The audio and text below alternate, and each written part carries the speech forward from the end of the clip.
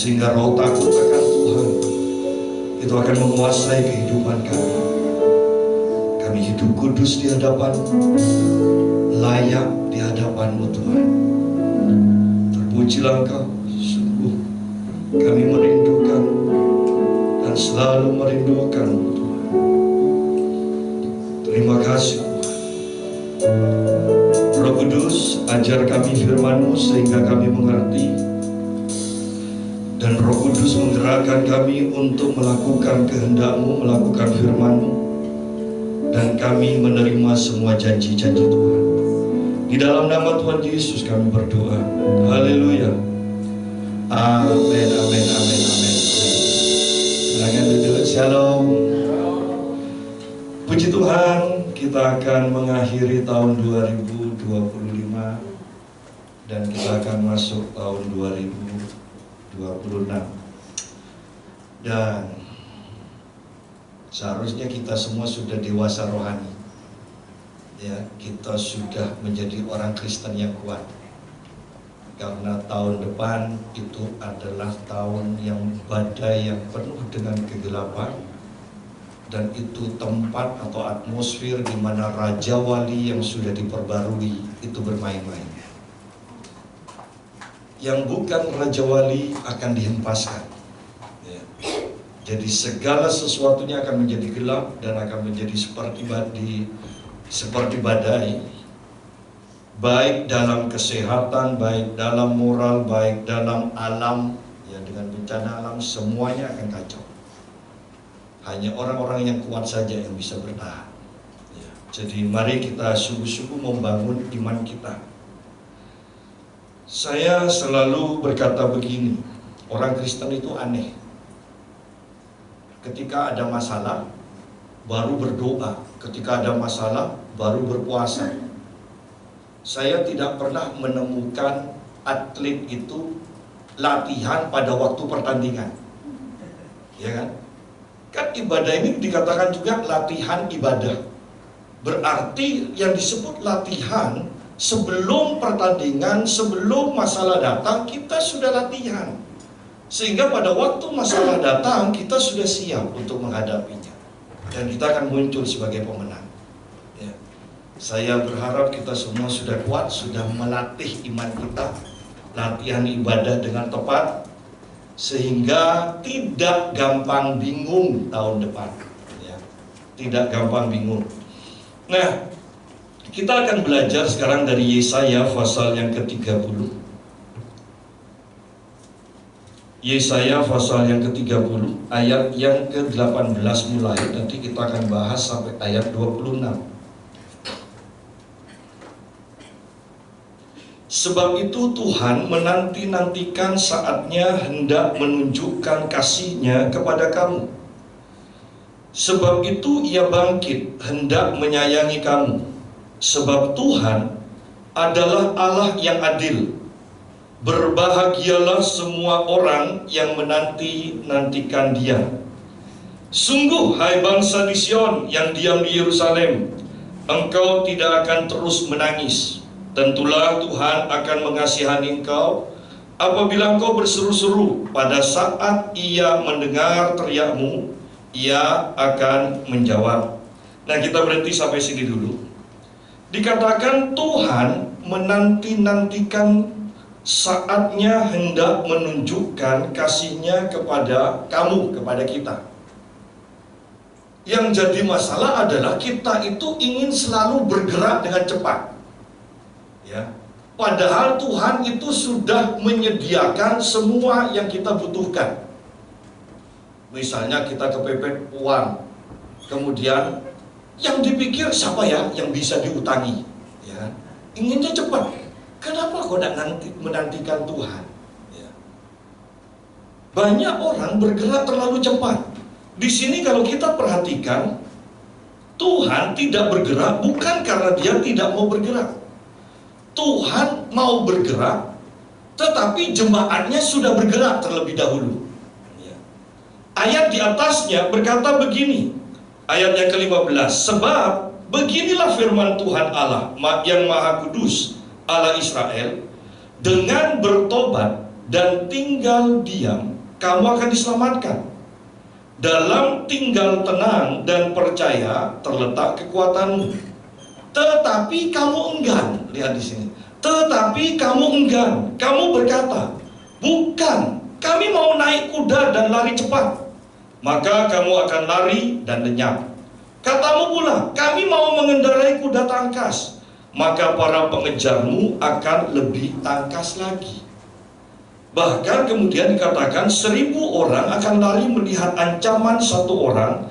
Terhadap ancaman 5 orang kamu akan lari sampai kamu ditinggalkan seperti tonggak isyarat di atas puncak gunung dan seperti panji-panji di atas bukit.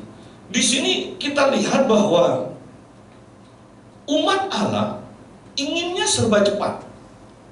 Kalau kita baca ayat-ayat di atasnya, bangsa umat pilihan Allah ini ketika terdesak, mereka ingin cepat-cepat pergi ke Mesir minta bantuan, ya. Tetapi Tuhan katakan, aku akan buat Mesir itu tidak berbuat apa-apa. Aku akan buat engkau sudah sampai di Mesir tapi tidak mendapatkan faedah, ya. Itu perkataan Tuhan. Nah, Tuhan menginginkan umatnya itu diam, belajar diam, tunggu Tuhan. Karena yang paling parah ayat 17 ini merupakan kutuk. Berkat Tuhan itu kan berkata 1 orang dari umat Tuhan akan mengalahkan 1000 orang. Tetapi lihat di sini sekarang dibalik, 1000 orang ya akan lari melihat ancaman 1 orang. Ini kan terbalik, berarti dari berkat menjadi kutuk. Banyak orang menganggap remeh dengan melakukan tindakan tanpa bertanya terlebih dahulu kepada Tuhan. Ya. Inginnya cepat-cepat. Ya. Kalau sakit langsung ingat dokter spesialis mana ya. Nah. Yang lebih repot lagi kalau sudah sembuh, yang diingat itu dokternya, bukan Tuhan. Ya. Itu kan mencuri kemuliaan Tuhan. Tetapi di sini kita lihat sekarang bahwa Tuhan bukan tidak mau menolong, tetapi Tuhan sedang nunggu. Ayo, diem dulu. Yang Tuhan inginkan kita diem, tunggu. Ya. Tuhan tidak pernah terlambat. Itu kan sudah sering kita dengarkan. Tuhan tidak pernah terlambat. Ya. Sehingga sampai pada akhir kesimpulan, tahu gitu kan saya tidak perlu takut, tidak perlu cemas. Ya. Tapi herannya kalau sudah ngadepi lagi yang masalah yang mirip, tetap aja ngulang. Ya. Artinya kan kita belum memetik pelajaran dari apa yang sudah kita alami, apa yang Tuhan sudah kerjakan dalam hidup kita. Ya. Jadi setiap mujizat, setiap karya Tuhan, kita itu harus bisa memetik pelajarannya.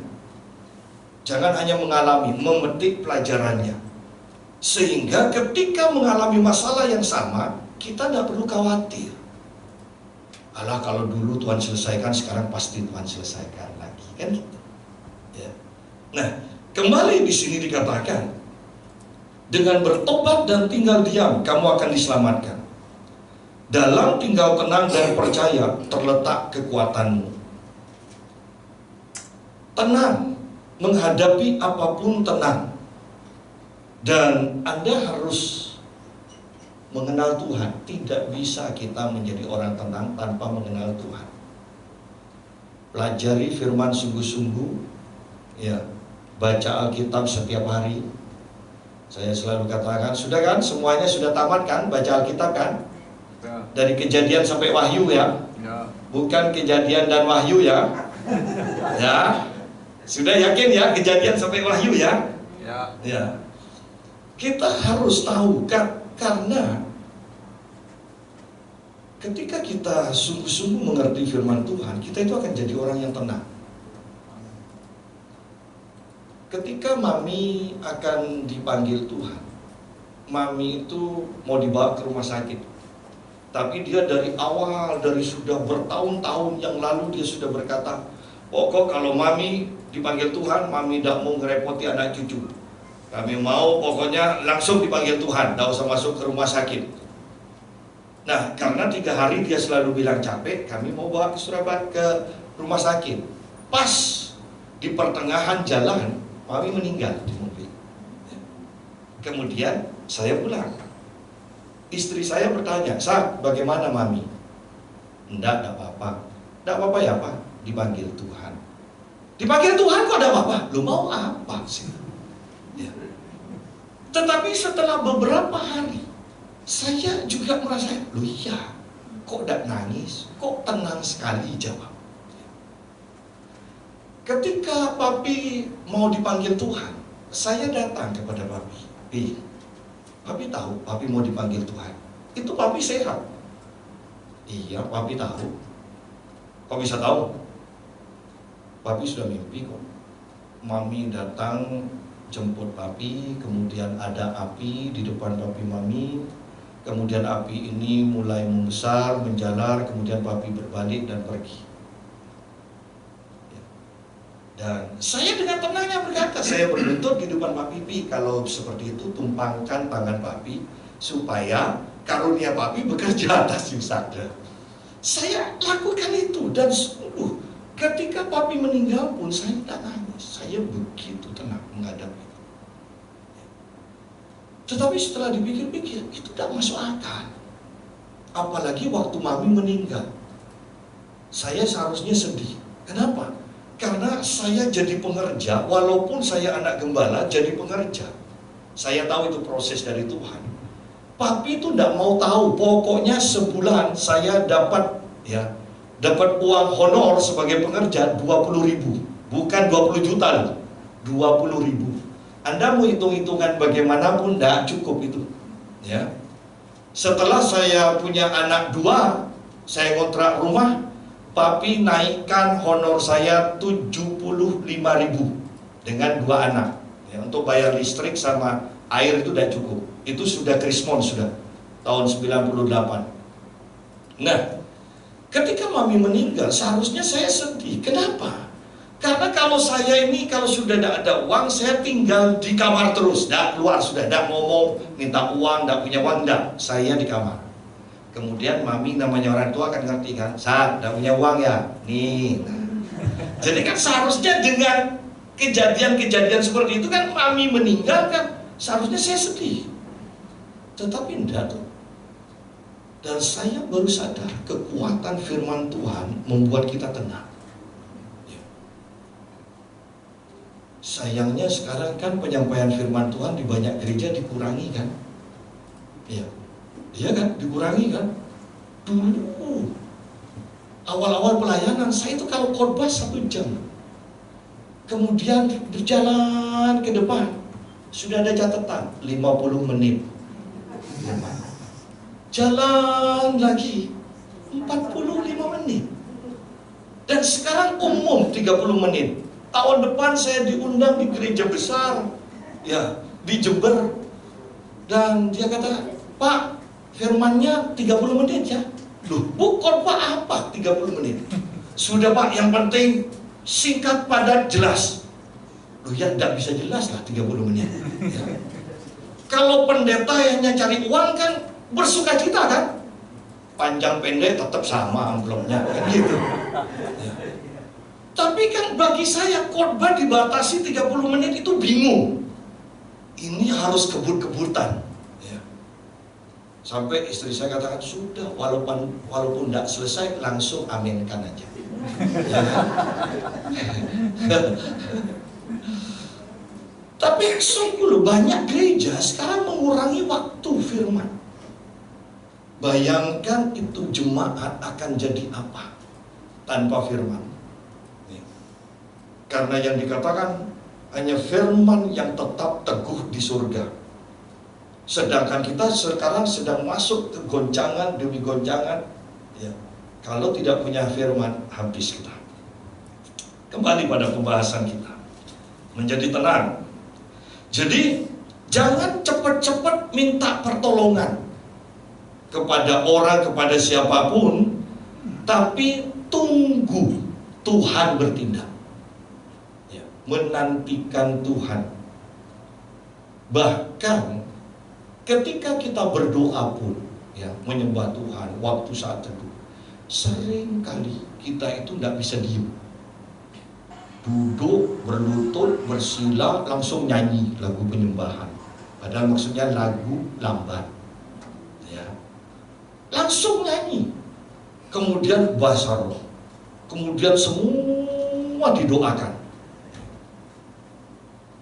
Kenapa kau tidak belajar diem?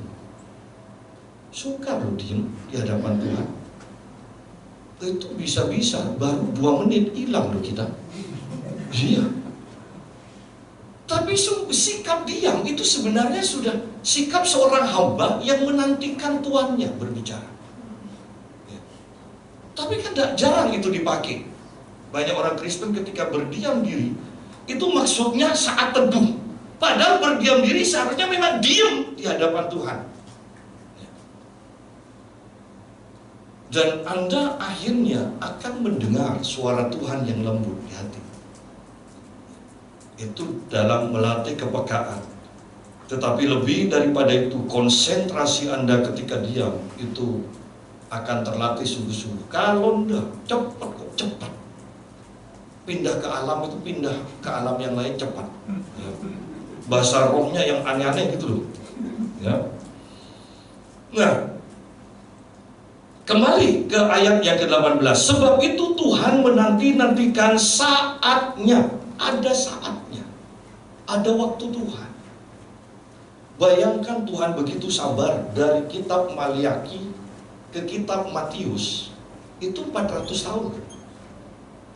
Betah ya Tuhan tidak ngomong, Tuhan tidak bertindak apa-apa. Dari kitab Maliaki sampai Injil Matius, itu 400 tahun. Sampai kemudian Tuhan bertindak. Diutuslah Yohanes Pembaptis, baru diutus Yesus. Baru jemaat menerima kesembuhan, kelepasan, berita sukacita. Ketika sudah diam 400 tahun. Betapa luar biasanya. Nah, Tuhan menanti-nantikan saatnya hendak menunjukkan kasih-Nya kepada kamu. Saya ingat kalau soal menanti-nantikan Tuhan. Kami kan waktu dia jadi pengerja kekurangan terus. Akhirnya saya bilang ke istri saya, tahun depan kita pasti diberkati Tuhan. Tahun depan hampir habis, istri saya ingat. Saya, katanya tahun depan diberkati Tuhan. Ya, tahun depan diberkati Tuhan. Tahun depan lagi hampir habis, tetap aja miskin. Dan ingat lagi, katanya tahun depan. Iya, tahun depan. Untungnya saya tidak nyebut tahunnya itu. Ya, hanya nyebut tahun depan. Ya. Tetapi sungguh setelah bertahun-tahun baru diberkati Tuhan. Saya ingat saya dinubuatkan untuk menjadi sebagai nabi Tuhan oleh beberapa hamba Tuhan, dan yang pertama saya ingat oleh guru saya tahun 1996,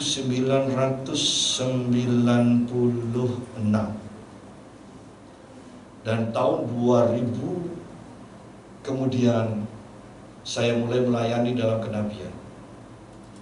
2008-2010 itu saya sudah melayani konferensi kenabian di Malaysia, dan orang-orang bertanya, Pak Yusak ini nabi? Saya berkata, bukan. Saya pemimpin yang bersifat kenabian. Selalu ketika orang tanya, saya selalu jawab seperti itu. Sampai tahun 2014, ya tahun 2014, akhir saya mendengar sendiri Tuhan berkata, aku menetapkan kau sebagai nabiku, dan perkenalkanlah dirimu sebagai nabi. Tetapi perhatikan jaraknya dari tahun 1996 ke 2014. Ya. Oh, itu waktu yang panjang. Padahal zaman sekarang banyak orang baru bernubuat sekali dua kali sudah buat kartu nama. Nabi Tuhan, Rasul Tuhan. Ya. Perhatikan, bukan karena bernubuat kita menjadi nabi. Tetapi nabi dan rasul, ciri khas utamanya, dia membawa hadirat Tuhan kemanapun dia pergi. Ada wibawa Allah yang menyertainya. Ya. Nah, penantian saya soal yang seperti itu, menanti-nantikan Tuhan, sudah teruji. Bahkan dalam berdoa, istri saya berkata, "Tidak bosan ya kamu doa?" Oh, saya katakan, sering ya bosan. Tapi kok kelihatannya semangat terus. Kamu perhatikan ya, kalau saya sudah ngacung-ngacungkan ini kepala saya jalan, saya teriak, berarti saya lagi malas doa. Karena kalau lagi malas doa, kemudian kita bangun tidur senderan, badan agak ditarik sedikit. Anda ngerti kan maksud saya? Kemudian pakai suara sayup-sayup, habis sudah. Ya. Jadi saya puji Tuhan, sebagai atlet itu tahu artinya ketekunan. Walaupun bosan, walaupun malas, tetap harus latihan. Itu prinsipnya atlet kan seperti itu. Jadi saya katakan pada istri, sering ya bosan, sering ngantuk. Pokok kalau ngantuk saya tidak berani doa sambil merem, tidak berani. Ya. Jadi Anda harus cari sendiri bagaimana supaya Anda tetap semangat di dalam Tuhan. Dan itu bertahun-tahun seperti itu. Dan saya mengatakan sepertinya tidak terjadi apa-apa. Sampai kemudian waktunya Tuhan menjawab, Tuhan mengasihi kita, baru keadaan berubah. Butuh ketekunan. Nah, lanjut. Sebab itu, ya Tuhan bangkit hendak menyayangi kamu. Perhatikan, kalau Tuhan sudah bertindak, bukan penghukuman. Tuhan mau menyayangi kita. Belajar diam, belajar percaya kepada Tuhan. Karena Tuhan mau menunjukkan kasih sayangnya kepada kita. Ya. Sebab Tuhan adalah Allah yang adil. Berbahagialah atau diberkatilah semua orang yang menanti-nantikan Dia. Apakah kita menanti-nantikan Tuhan? Orang menantikan kedatangan Tuhan yang kedua kalinya aja banyak orang takut kok. Ya, katanya di dalam kasih tidak ada ketakutan. Orang-orang sekarang kalau sudah bahas tentang akhir zaman takut kan? Banyak loh yang takut. Telepon saya, "Pak, bagaimana dengan vaksin?" Sudah, vaksinnya vaksin. "Pak, nanti ada chip." Loh, memangnya kalau anak kita masih kecil juga masih bayi divaksin, memangnya tidak bisa dimasukkan chip juga? Ya. Perhatikan angka 66. Bagi saya bukan soal chip. Karena KTP kita pun ada chipnya kan? Semuanya ada chip kan? Bukan soal itu.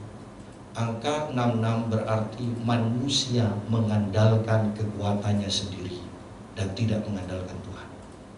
Itu sebenarnya bukan soal chip. Ya. Anda akan dipenuhi kebimbangan, ketakutan kalau Anda hanya mendengar soal chip. Yang namanya orang menyangkal Tuhan, menjadi pengikut antikris, kan harus berdasarkan pengakuan mulut kita kan? Saya tidak mau percaya Yesus lagi, saya mau ikut antikris. Nah, baru di sana kita sudah nyangkal iman, kita ikut antikris. Kalau hanya ketipu soal chip segala macam lah, namanya ketipu, tidak ada maksud kita untuk nyangkal iman kok. Ya, jadi jangan gampang percaya kepada berita-berita tentang akhir zaman. Ya. Nanti Pak jual ini, nanti ada pendeta yang nyuruh beli tanah. Iya, yang punya uang, yang tidak punya uang. Tuh, kalau memang itu pesan Tuhan, seharusnya kan bisa dilakukan oleh semua orang kan? Ya, bisa ngerti maksud saya? Bukan hanya sebagian kecil orang. Bagi saya dan orang-orang kata, "Pak Yusan kok tenang?" Saya percaya kok. Sebelum antikris berkuasa penuh, saya sudah diangkat Tuhan. Kan Alkitab katakan Tuhan menyelamatkan kita tidak untuk menerima murka Allah. Perhatikan, 7 cawan disebut apa? 7 cawan murka Allah. Sudah jelas kan? Sebelum 7 zaman kita sudah diangkat. Ya. Jadi tenang aja tentang akhir zaman.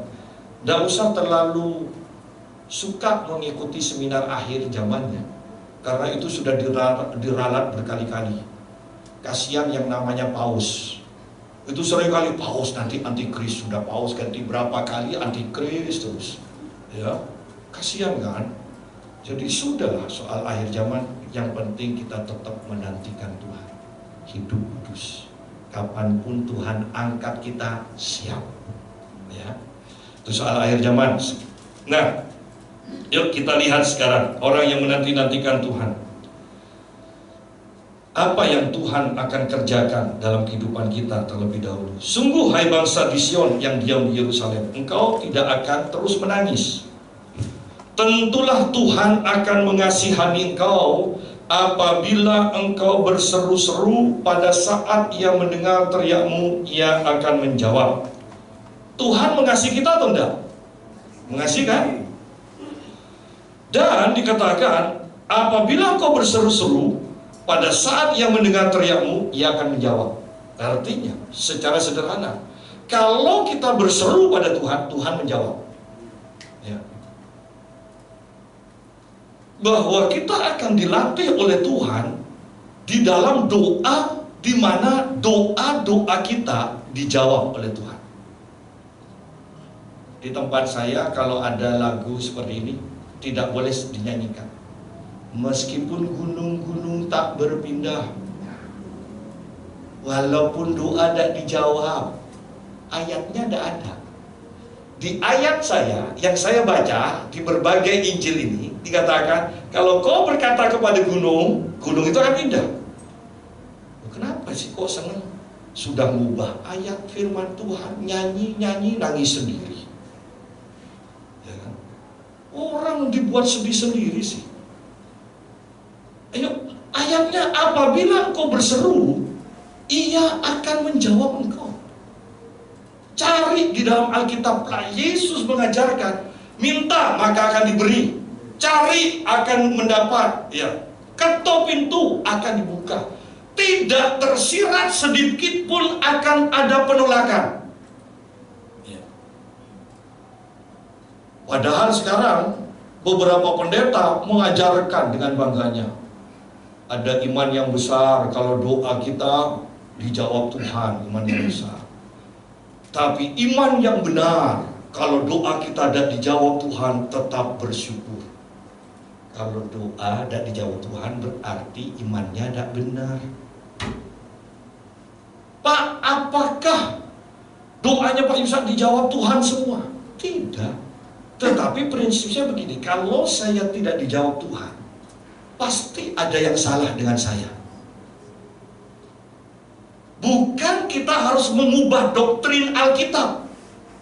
Kita sendiri yang harus berubah, menselaraskan diri dengan firman Tuhan. Ya. Jadi kita harus mengerti ini bahwa banyak pendeta yang mengkorbankan pengalamannya, bukan mengkorbankan firman Tuhan. Karena di sini berkata, kalau engkau berseru, Tuhan akan menjawab. Jadi jangan latah. Banyak orang Kristen kan latah kan. Oh, kalau pertama ketemu WR selalu berkata, apa kabar? Dahsyat. Apanya? Penderitaannya yang dahsyat. Lu kan harus tanya dengan jelas ya. Jadi kalau ada WR tanya, apa kabar? Tanya. Ya. Kalau sudah dahsyat itu, ini mau tanya yang apa? Dahsyatnya ini di mana? Penderitaannya yang tidak habis-habis atau jawaban-jawaban Tuhan? Ya. Yang jelas, karena semuanya dahsyat. Padahal juga banyak penderitaan tidak selesai-selesai. Ya. Nah, kita mengerti bahwa, ingat, ketika kita berseru, kita harus punya keyakinan bahwa Tuhan pasti menjawab doa kita. Tidak ada jawaban Tuhan itu ya, tidak, dan tunggu. Bagi saya jawaban Tuhan ya dan tunggu aja. Ya.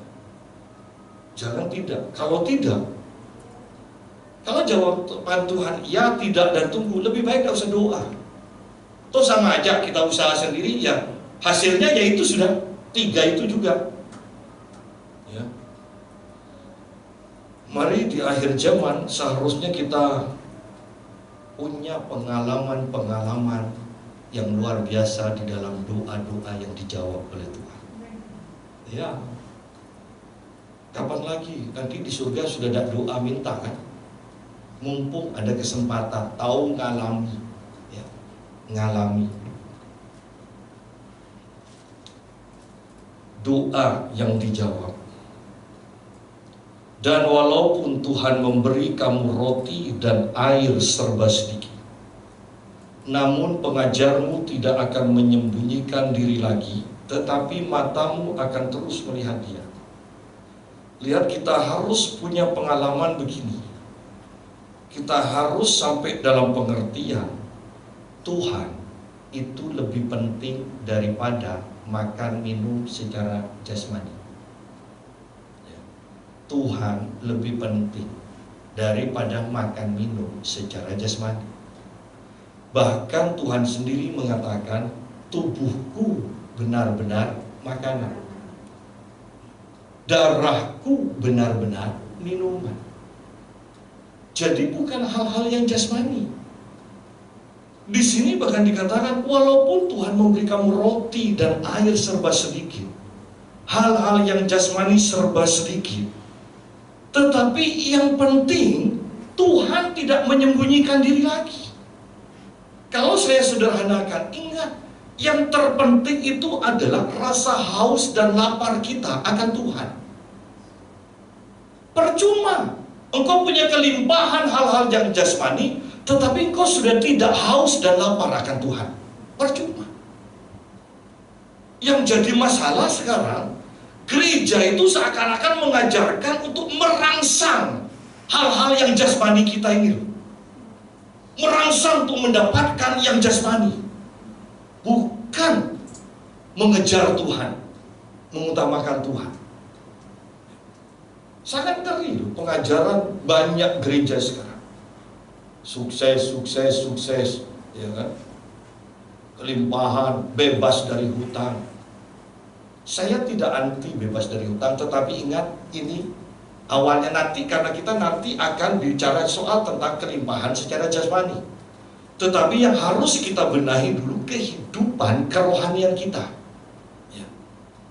Terbiasa menantikan Tuhan, berdoa dan Tuhan jawab. Berdoa dan Tuhan jawab. Dan mengutamakan Tuhan lebih dari hal-hal yang jasmani. Sehingga dikatakan pengajarmu tidak akan menyembunyikan diri lagi. Matamu akan terus melihat Dia. Apa gunanya kita punya hal-hal yang jasmani tapi tidak pernah bertemu dengan Tuhan? Bagaimana bisa mata rohani kita terbuka dan melihat Tuhan kalau kita begitu bernafsunya dengan hal-hal yang jasmani? Padahal kita ini kan ketika terima Tuhan Yesus, kita disebut manusia rohani. Seharusnya sebagai manusia rohani melihat alam roh biasa atau tidak? Biasa. Tetapi buktinya banyak orang Kristen tidak bisa melihat alam roh. Ayo, siapa yang pernah bertemu dengan Tuhan di sini? Tidak ada. Yang pernah bertemu dengan malaikat? Ayolah, Anda ini masa terlalu rendah hati? Ya. Loh, kalau kita memang daging kita ini hancur dan kita mengutamakan manusia roh kita, mata rohani kita akan terbuka. Kita akan melihat Tuhan. Ayatnya sudah jelas kok. Kalau mau disederhanakan ini, ketika kau melatih dirimu berpuasa, kurang makan, kurang air, mata rohanimu akan terbuka. Kembali. Tidak pendeta, tidak jemaat, kalau diajak berpuasa langsung sakit mah semua alasannya. Yang ditanya puasa bisa setengah hari Pak Yusuf. Oh iya, saya dulu tanya juga ke mentor saya, Pak, bisa puasa setengah hari bagaimana? Jawabannya sederhana, anjing saya tidak saya kasih makan 1 hari tidak mati dia. Oh ya sudah, langsung itu pembicaraan selesai sampai di sana dengan pengertian saya yang sangat jelas. Ya. Sedangkan orang-orang kan sekarang bangga kan puasa setengah hari. Saya punya teman katanya dia itu pembuka jalan dari seorang hamba Tuhan yang kalau mengadakan KKR, gereja-gereja dikumpulkan semua, sudahlah Anda ngerti. Seringkali keliling, dikumpulkan, kemudian nanti transportnya dibayari. Suatu saat saya akrab dulu dengan orang ini, dan saya ngajak sebelum pelayanan, ya ada hari libur, saya jalan-jalan dengan dia. Sampai di Lompeng, di Sumeneb, pesan rujak. Dan sudah disajikan, ayo Pak makan. Tunggu dulu. Udah enak, lu Pak, rujak kalau makan enggak enak. Enggak ada apa-apa, tunggu dulu 5 menit lagi. Waktu itu jam 12 kurang 5 menit. Setelah jam 12, ayo kita doa. Loh Bapak ini puasa? Iya. Puasa sampai jam 12. Anak kecil main-main aja lupa makan, kuat. Ya. Jadi jangan heran walaupun orang Kristen berkata puasa, puasa, puasa, tapi kok Tuhan tidak kerja dengan luar biasa? Ayo pikirkan. Kalau daging kita memang hancur, Tuhan pasti bekerja dengan luar biasa. Saya bukan tipe pendeta yang punya gaya hidup puasa 40 hari. Udah. Puasa 21 hari, puasa Daniel, puasa Esther. Saya tidak kenal itu semua. Yang saya lakukan setiap minggu 1 hari aja puasa. Dan kalau puasa jangan kerja. Kalau puasa ya sudah di kamar aja. Itu baru namanya puasa. Kalau puasa masih sibuk, percuma, itu namanya diet. Anda sungguh-sungguh harus cari Tuhan pada waktu puasa itu. Daging dihancurkan, manusia rohmu itu mulai aktif. Jangan pada waktu mau ngusir setan kemudian baru puasa. Tunggu dulu ya Pak. Ada orang minta doa, Pak layani saya puasa. Duh belum siap, tunggu ya. Saya mau puasa dulu 3 hari. Mati dulu. Loh iya kan? Kan bisa kan selama menunggu 3 hari setan bawa dia untuk bunuh diri kan bisa. Ya. Yesus saja datang ke Gerasa Gadara itu pada waktu yang tepat, ya kan? Seandainya Yesus tidak datang hari itu, seharusnya bukan babi yang bunuh diri, seharusnya orang itu yang kerasukan itu yang bunuh diri. Sebelum ada permintaan pertolongan, kita sendiri harus siap. Kita harus siap. Saya seringkali mengalami pelayanan pelepasan, orang-orang tiba-tiba manifest tanpa ada permintaan melayani pelepasan ya Pak. Seringkali ketika orang saya hanya tumpang tangan tiba-tiba manifest ya. Kenapa bisa seperti itu? Karena kita sudah siap, selalu siap. Kapanpun orang minta tolong, kita sudah siap. Tidak usah tunggu dulu ya 2 hari, 3 hari. Jangan seperti itu. Nah, kembali kepada pembahasan kita. Walaupun roti dan air serba sedikit, bisa diartikan, Anda boleh mengartikan puasa. Anda kekurangan, tidak masalah selama itu kekurangan jasmani. Yang penting pada waktu kekurangan, engkau mencari Tuhan sampai engkau bisa melihat wajah Tuhanmu. Jadi, ini dipikirkan. Masa jadi orang Kristen yang katanya manusia roh, sudah 20 tahun, 30 tahun jadi manusia roh, tapi tidak pernah lihat alam roh. Anda tidak merasa aneh? Ya. Bahkan ketika gereja ini kan hanya main-main aja. Banyak yang katakan hadirat Tuhan luar biasa di sini. Semuanya kata amin. Saya berkata, kalau hadirat Tuhan turun, engkau pasti tidak akan bisa menyanyi secara teratur. Engkau tidak akan bisa duduk tenang-tenang. Engkau mungkin ada yang berlutut, ada yang tiarap tapi nangis, ada yang tertawa, ada yang dapat penglihatan itu, dan tidak perlu dikatakan ada hadirat Tuhan, orang sudah merasakan. Berkali-kali di gereja kami mengalami seperti itu. Bahkan tidak ada pujian kita bisa nangis, tertawa 1 jam, 1 jam lebih. Bahkan mau doa berkat, mau amin, tiba-tiba intervensi dari Tuhan terjadi, dan itu pun menjadi penyembahan di mana tidak ada lagu, tidak ada musik, orang nangis ketawa sendiri. Itu baru hadirat Tuhan.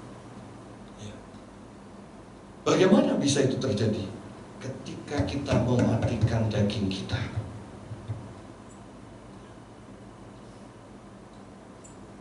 Ukuran kerohanian kita bukan dilihat dari hal-hal jasmani yang kita miliki.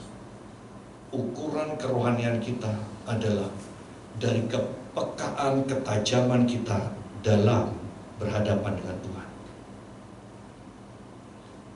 Pikirkan itu. Anda harus bisa melihat alam roh. Kalau enggak, Anda gampang ditipu. Anda tidak tahu pekerjaan roh jahat. Anda harus punya ketajaman.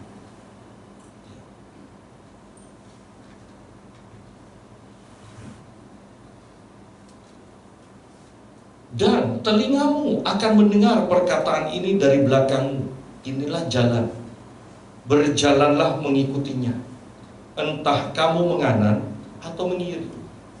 Jadi kita ketika mata rohani kita terbuka, telinga rohani kita terbuka, baru siap menerima pimpinan Tuhan, arahan Tuhan. Cara khotbah saya berbeda dari banyak hamba Tuhan. Saya selalu per perikop kalau saya khotbah. Kenapa? Karena saya tidak pernah mempersiapkan khotbah. Pada waktu saya membaca Alkitab, Tuhan tunjukkan ini. Oh ya, saya hanya tanya, yang ini mau disampaikan kapan Tuhan? Yang ini mau disampaikan kapan? Itu cara saya. Jadi bukan kita mau khotbah kemudian sibuk konkordan segala macam dibuka, ya. Tidak. Saya selalu siap kapanpun saya mau menyampaikan firman. Saya selalu siap. Apalagi menyampaikan firman di PD kan, harus siap. Kenapa? Kan kadang kalau di PD itu ada kalau pengikut-pengikut setia hamba Tuhan. Itu bukan bikin saya senang loh. Pak, pelayanan di mana? Di sini. Pak, pelayanan di mana? Di sini. Itu tidak bikin saya senang. Itu bikin saya bingung. Biasanya kalau keliling-keliling khotbah kan satu khotbah diulang-ulang kan. Tapi kalau ini ikut ke sini, masa mau khotbah yang sama terus? Kan sungkan juga.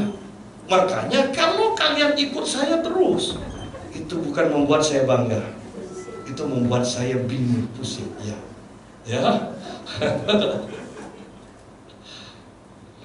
Mengikuti pimpinan Tuhan kelihatannya tidak cepat, tetapi selalu tepat, selalu benar, ya. Yesus saja, perhatikan, Yesus itu ketika dibaptis dipenuhi Roh Kudus, ya. Setelah dipenuhi Roh Kudus, dia dipimpin Roh Kudus ke padang gurun. Setelah dia taat dipimpin oleh Roh Kudus, dia keluar dari padang gurun dan dikatakan dalam kuasa Roh. Bagaimana bisa kita ada di dalam kuasa roh kalau ketika Roh Kudus mau pimpin kita, kita tidak mau? Kebanyakan orang Kristen hanya puas dipenuhi Roh Kudus. Seharusnya setelah dipenuhi Roh Kudus, dipimpin oleh Roh Kudus. Setelah berkali-kali dipimpin oleh Roh Kudus, kita taat, baru bisa disebut dikuasai roh. Di mana Paulus mengatakan, aku ini tawanan roh, mau dibawa kemanapun, terserah. Ya. Jadi mari pikirkan kerohanian kita. Kita ini sampai dalam taraf mana? Dipenuhi, dipimpin, atau sudah dikuasai? Belum dipenuhi, Pak. Nah itu sudah, saya tidak bisa ngomong sudah. Ya. Jadi kekristenan itu tidak mudah. Kekristenan bukan hanya terima Yesus diberkati, terima Yesus diberkati. Kekristenan itu butuh pelatihan segala macam. Oleh karena itu saya katakan begini, hati-hati dengan penyesatan di banyak gereja yang mengajarkan yang terpenting itu buah roh, berbuat baik, karunia roh tidak penting. Ya kan? Kan banyak yang mengajarkan itu kan. Kalau ditanya, lebih penting mana? Karunia roh atau bahasa roh? Karunia roh atau buah roh? Buah roh. Ya. Sungguh-sungguh ingat, jumlahnya sama loh. 9 dan 9. Berarti kan seimbang seharusnya. Ya. Bahkan saya mau katakan, lebih mudah mana? Lebih mudah kita hidup dalam buah roh daripada karunia roh. Coba pikirkan. Saya berbicara untuk orang yang sungguh-sungguh lahir baru. Ya, yang sungguh-sungguh lahir baru. Bukan hanya sekedar orang Kristen yang mengaku Kristen dan ke gereja. Saya berbicara untuk orang yang sungguh-sungguh lahir baru. Ketika kita lahir baru, tidak ada keinginan sama sekali untuk menyusahkan orang, untuk merugikan orang. Kita inginnya selalu berbuat baik. Bukankah itu buah roh? Kita ingin memberi, kita ingin menghibur. Pokoknya apapun yang bisa dikatakan kebaikan. Bukan itu buah roh. Tapi untuk bergerak dengan karunia roh, Anda harus tahu terlebih dahulu karuniamu apa. Setelah tahu karuniamu, engkau harus belajar dan menundukkan diri kepada orang yang sudah ahli bergerak dalam karunia roh yang sama denganmu. Di sana butuh penundukan diri, butuh belajar. Memangnya mudah bergerak dalam karunia roh? Oleh karena itu seringkali kita rasakan hadirat Tuhan, kemudian altar call. Ya. Kalau tidak tepat, tidak akan terjadi apa-apa walaupun ada hadirat Tuhan. Karena di sini pun kita harus belajar. Ini hadirat Tuhan ini dalam pengurapan apa? Kalau pengurapan kesembuhan, kemudian kita memanggil orang untuk terima Tuhan Yesus, terima keselamatan, kan tidak terjadi apa-apa. Ya. Kalau ini pengurapan pertobatan dan kita minta orang sakit untuk datang untuk didoakan kesembuhan, tidak terjadi apa-apa. Dan kita merasa heran, kan tadi itu penuh hadirat Tuhan. Iya, tapi kita tidak bergerak sesuai dengan hadirat Tuhan, sehingga tidak terjadi apa-apa. Ketika saya belajar pelepasan, saya belajar kepada guru saya.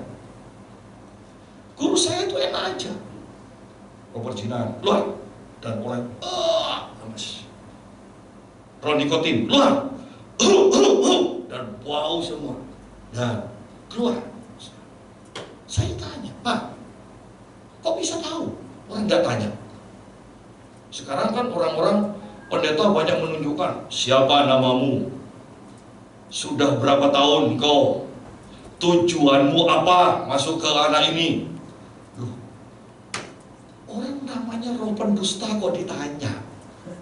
Ngerti maksud saya? Kan bohong pasti. Yang jadi masalah, ketika kita berbicara dengan arwah, dengan roh, kita hidup dalam kutub. Jadi jangan merasa heran, loh hamba Tuhan ini bagus, kok bisa jatuh dalam perzinahan?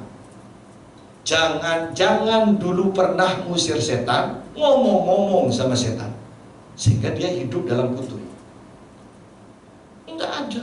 Kita tidak boleh berbicara, bertanya kepada roh jahat. Apalagi namanya roh pendusta. Kamu percaya? Pak, kan Yesus tanya kepada orang yang dirasuk legion, siapa namamu? Yesus tidak tanya pada setannya. Yesus tanya siapa namamu kepada orang tersebut. Tapi karena orang tersebut 100% dirasuk roh jahat, yang jawab setannya. Ya. Jadi kita harus mengerti kebenaran itu. Nah, saya tanya pada guru saya, kok bisa tahu? Jawaban guru saya begini, pokoknya tahu saya. Bukan dia berkata sudah, pokoknya tahu. Tapi saya kemudian ikut terus dia, ikut. Dan saya kemudian mulai peka, oh paling ini roh ini. Saya sudah nebak, kemudian guru saya yang merintahkan, oh betul, sama. Saya tebak lagi, guru saya baru perintahkan, oh sama. Ya. Dari sana saya belajar pelepasan. Jadi lihat di sini, tak ujuk-ujuk bisa ahli melepaskan. Harus belajar kepada yang lebih pengalaman. Kesembuhan pun sama, mujizat sama, apalagi bernubuat. Ya. Bernubuat itu repot. Bahkan ketika kita tahu seseorang, misalnya, oh Tuhan tunjukkan orang ini begini, belum tentu itu suara Tuhan. Itu kepekaan kita. Banyak orang berpikir setelah tahu, kemudian tumpang tangan, nah Tuhan tidak ngomong, dia sendiri yang ngomong. Kamu ini benar, ya karena kepekaan orang ini. Tetapi selanjutnya dia menyampaikan pesan, itu bukan dari Tuhan. Sehingga jangan heran kemudian tidak terjadi. Apalagi kalau Anda menginginkan, oh saya ingin sepeda motor. Dan hamba Tuhan itu karena kepekaannya, dia bisa merasakan ingin sepeda motor. Dia bisa tahu Tuhan akan berikan sepeda motor kepadamu. Wah, puji Tuhan. Ya. Belum tentu. Nubuatan Tuhan akan disertai dengan hadirat Tuhan. Dan Anda yang dinubuatkan pun tahu dengan pasti ada kuasa Tuhan yang memang menyertai pesan-pesan itu. Dalam menyampaikan pun, oh, enggak ujung-ujung. Bayangkan kalau kita dapat orang, kelihatannya suci, pemimpin gereja, tapi kemudian Tuhan perlihatkan orang ini berzina, hidup dalam perzinahan. Masa kita langsung datang? Kamu kalau berzina, kalau tidak bertobat hari ini, Tuhan akan musnahkan kau. Masa seperti itu? Walaupun benar, orang ini akan malu dan pasti akan meninggalkan tempat itu. Kenapa tidak berkata begini? Tuhan mengasihi engkau. Tuhan ingin membawa engkau masuk ke dalam kekudusan yang lebih tinggi. Ayo tinggalkan bahkan yang engkau anggap kecil. Hal-hal yang menajiskan itu harus ditinggalkan. Orang itu pasti ngerti kok maksudnya. Ya. Jadi ada cara-cara bergerak dalam karunia-karunia roh. Sehingga saya katakan tidak mudah bergerak dalam karunia. Dan banyak hamba Tuhan katakan tidak penting karunia. Loh. Orang ikut Tuhan Yesus berbondong-bondong itu karena Tuhan Yesus baik atau karena mengadakan mujizat? Iya. Betapa jahatnya pendeta-pendeta yang mengatakan mujizat tidak penting. Mendengar itu penggembosan gereja. Bayangkan gereja tanpa mujizat. Bayangkan Yesus tanpa mujizat. Bayangkan Yesus hanya sekedar Allah yang baik, orang yang baik, tanpa mujizat. Dan itu yang dikorbankan oleh banyak hamba Tuhan. Kenapa? Karena karunia roh sudah tidak bekerja dalam hidup. Kenapa? Hidupnya terlalu enak. Hidupnya terlalu keduniawian. Untuk kau terus bergerak dalam karunia roh. Kan pengurapan seseorang bisa diukur kan? Bahkan dalam mendengar khotbah seseorang pun sebenarnya kita bisa tahu dulu kok bagus, dulu kok berwibawa, sekarang kok enggak. Pengurapan itu bisa diukur. Ketika kedaginganmu semakin kuat, pengurapanmu akan berkurang. Itu aja.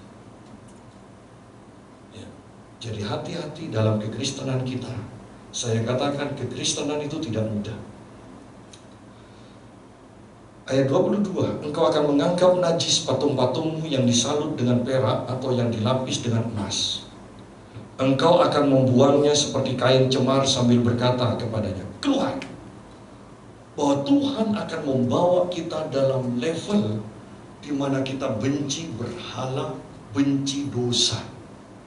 Dikatakan di sini sampai dikatakan, engkau akan membuangnya seperti kain cemar.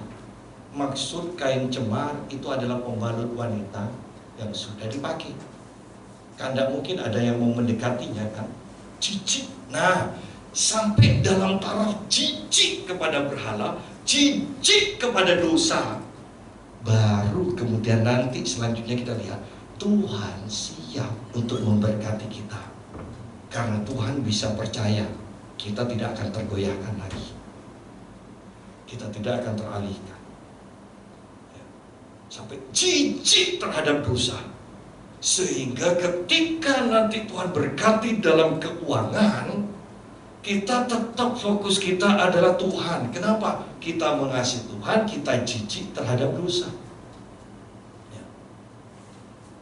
Sekarang kan orang ingin cepat diberkati dalam keuangan, tetapi kerohaniannya belum dibenahi. Dan ketika itu terjadi, maka biasanya seminggu 5 kali ibadah, sekarang 2 minggu sekali. Kemana? Ke pajak. Kemana? Ya, ke Batu. Kemana? Singapura. Ya. Kalau dulu kan enggak kan, sebelum diberkati, bahkan sampai sekolah minggu pun datang, ya kan? Ya, cari Tuhan, cari Tuhan. Ketika diberkati, kenapa? Karena belum siap, belum siap.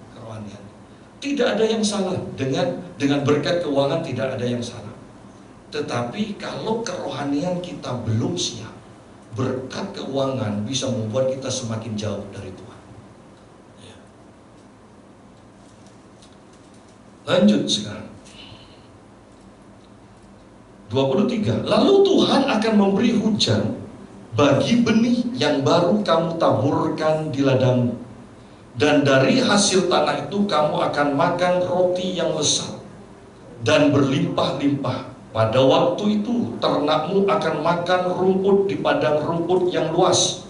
Sapi-sapi dan keledai-keledai yang mengerjakan tanah akan memakan makanan campuran yang sedap, yang sudah ditampi dan diayak. Nah, perhatikan, sekarang Tuhan mulai dengan berkat secara jasmani. Apa yang kita tabur dikatakan Tuhan akan berikan hujan untuk benih yang kita tabur, sehingga itu akan bertumbuh, itu akan berhasil. Ingat, ketika kita diberkati Tuhan, maka apa yang kita kerjakan akan berhasil.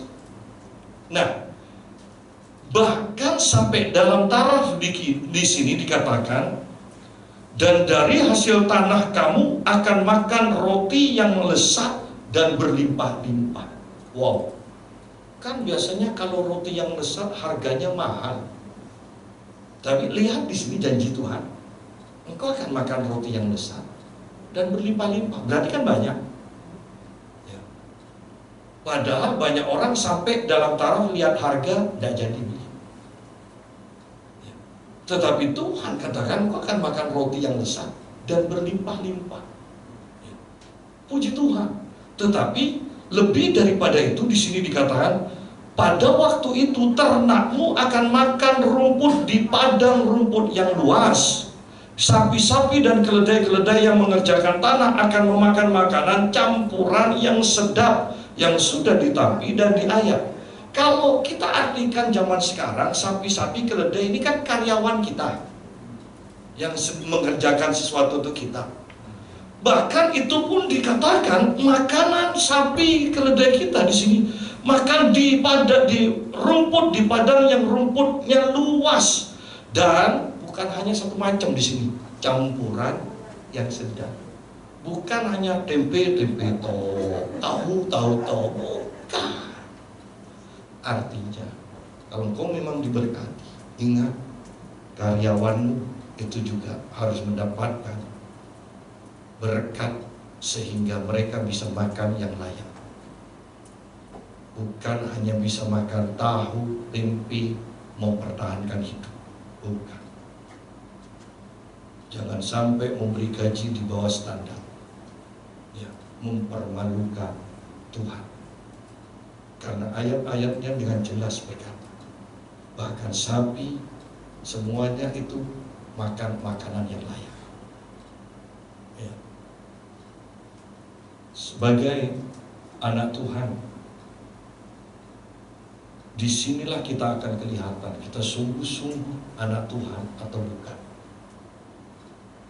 melalui karyawan kita, perlakuan kita kepada karyawan, suami juga perlakuan suami kepada istri.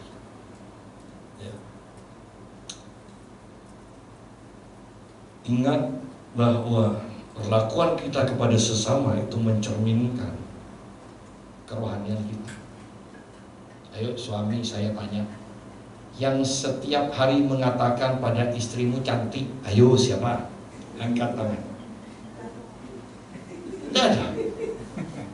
Lu kasihan ya istri-istri di sini. Ya. Saya setiap hari tanya ke istri saya, udah bosan kamu saya bilang saya cantik. Loh, walaupun bilang, oh sudah tua, tapi kan akhirnya ngaca sungguh kan. Ya. Oh iya, dilihat di sini ukuran. Oh iya cantik kan. Loh, Tuhan itu baik loh. Kasih kita itu yang tua-tua, matanya itu yang menjadi plus.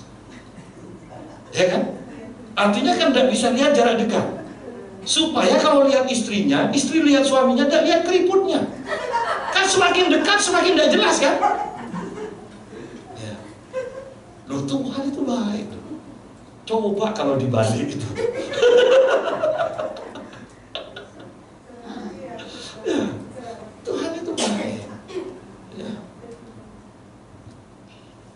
Bersyukur dengan plus. Ya.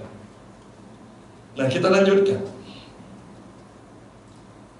25. Dari setiap gunung yang tinggi dan dari setiap bukit yang menjulang akan memancar sungai-sungai pada hari pembunuhan yang besar apabila menara-menara runtuh.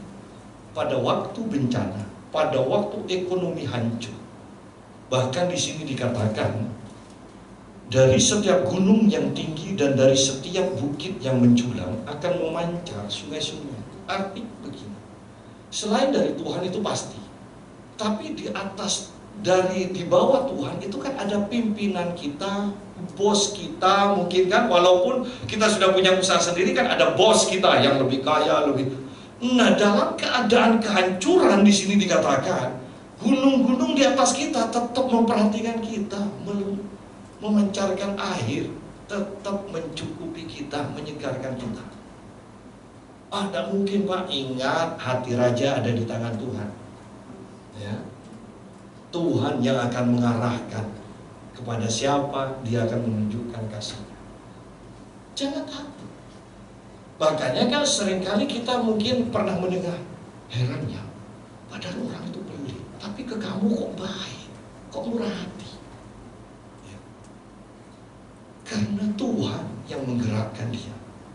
Gunung-gunung di atas kita itu akan memancarkan air kepada kita. Jangan takut. Ada ayatnya, ada firmannya yang akan membuat kita tenang. Dan firman Tuhan harus terjadi. Harus terjadi. Ya. Ayat 26, baru di sini yang selalu disampaikan oleh banyak hamba Tuhan. Maka terang bulan purnama akan seperti terang matahari terik, dan terang matahari terik akan 7 kali ganda, yaitu seperti terangnya 7 hari pada waktu Tuhan membalut luka umatnya dan menyembuhkan bekas pukulan. Secara sederhananya Tuhan akan memberikan peningkatan kepada kita. Bahkan 7 kali dikatakan peningkatan berkat, peningkatan berkat Tuhan akan berikan. Tetapi saya tekankan kembali, ingat yang terutama manusia rohani kita yang dibenahi, hati kita yang dibenahi. Jangan ikut-ikutan tren, yang penting berkat-berkat, ukurannya berkat. Ada denominasi gereja yang teman saya, yang saya mentori sampai sekarang, dia bernaung di denominasi yang lain dari saya. Dan dia katakan begini, kalau denominasi saya Pak, kalau sudah rakerda, rakernas, itu ada pendeta Avanza, ada pendeta Kijang, ada pendeta BMW, ada pendeta limusin bahkan dikatakan. Oh iya, rakernas itu bisa naik limusin itu bagaimana? Ya. Saya mau tekankan, ingat, yang terpenting manusia rohani kita. Ketika Tuhan pandang kita layak untuk berdiri di hadapannya, sudah, yang lain itu sudah tidak usah dipikirkan lagi.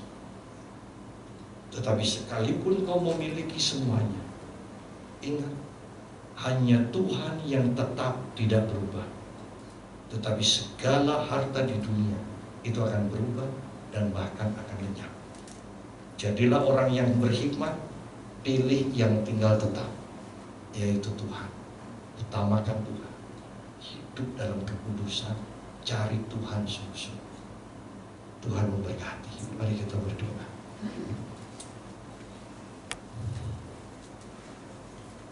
Aku berdoa Tuhan, supaya rasa haus dan lapar akan Tuhan terus menguasai hati umat-Mu yang mendengarkan saat ini.